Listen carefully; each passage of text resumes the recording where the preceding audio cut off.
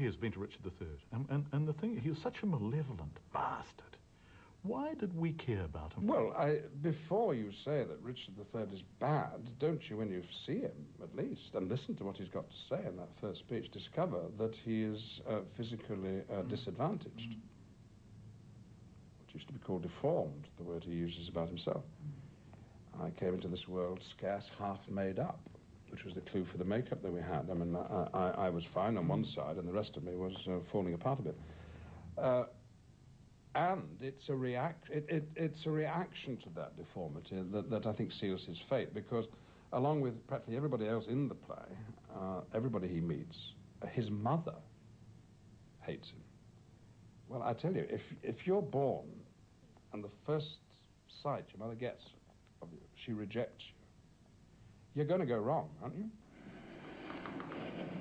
I can smile. And murder while I smile. And wet my cheeks with artificial tears and frame my face to all occasions. And therefore, since I cannot prove a lover, I'm determined to prove a villain and hate the idle pleasures of these days. Wasn't I lucky to have Maggie Smith playing my mother? Far too young, of course. But she never ceased to point out to me. But she cottoned on to that. She knew that her job was to be as horrible as possible to me, because so we could sense what he'd had to put up with all his life. God will revenge him.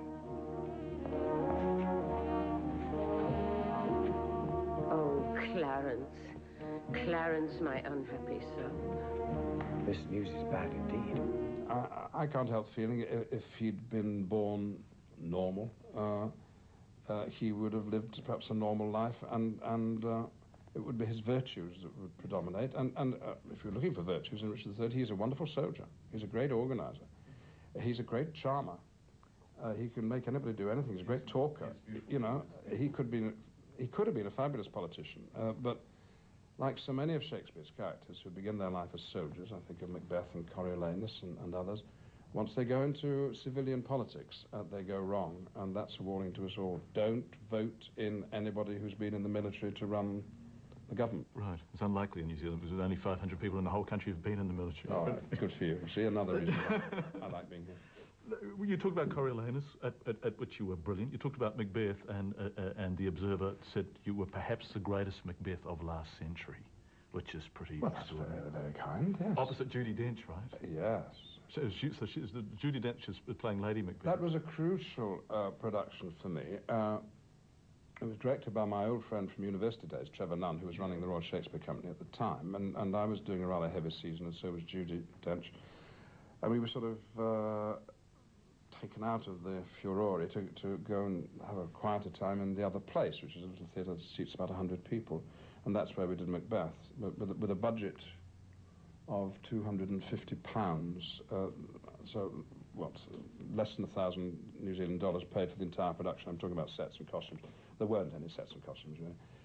It was just us, and with the audience very, very close. And I discovered, I think, for the first time in my life, that perhaps it was time for me to change direction from having been the young actor who liked showing off, a young actor who liked waving his arms about and making sure that people at the back of the gallery in a very large theatre got at least a hint of the productions that the people were getting who were closer to it on the front row. Very proud that I could always be heard and understood and seen. And here we were in a situation where it was enough to just think and believe you with the character and say the lines, not spout them, not declaim them, not exaggerate them, to fill the space of the big theatre, because it wasn't a big theatre. The lovely description, the trick of being audible. This is when you were at Bolton School Boys Division.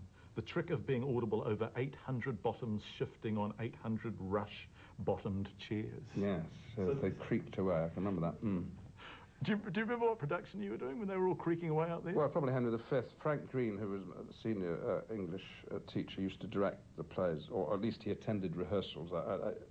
He didn't really give us much to go on, but he was very concerned that we should be audible.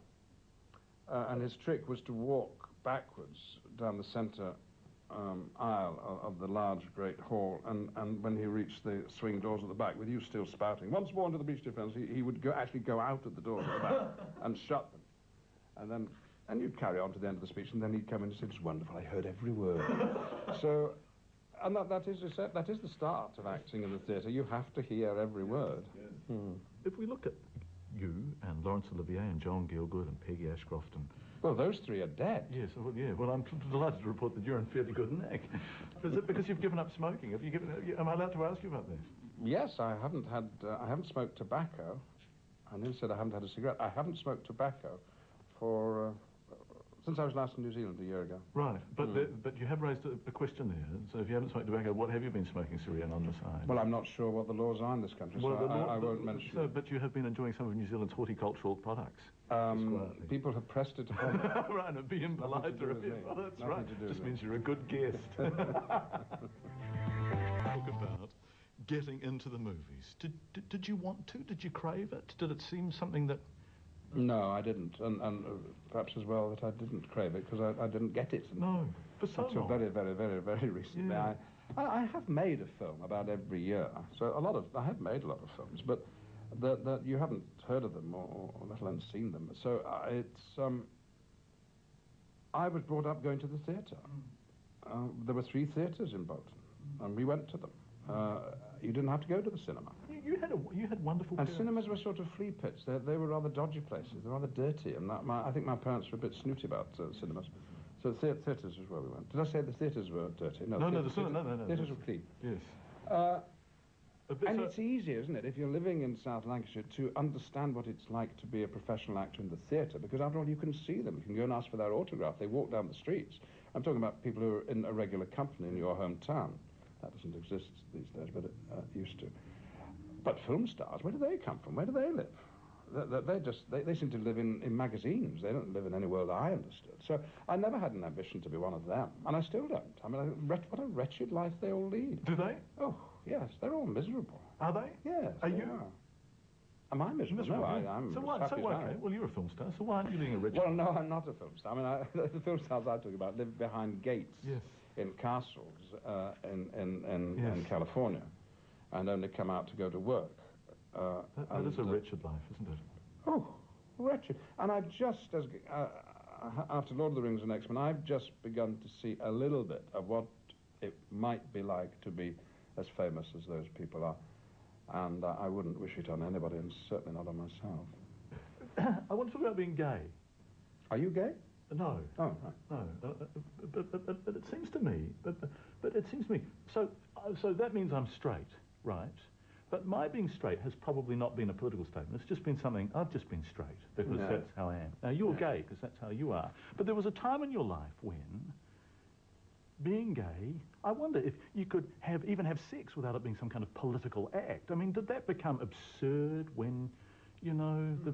Well, no, I fight so hard against any laws that discriminate against people like me because I know how damaging it was to my psyche and to my happiness growing up and beyond, even to this day.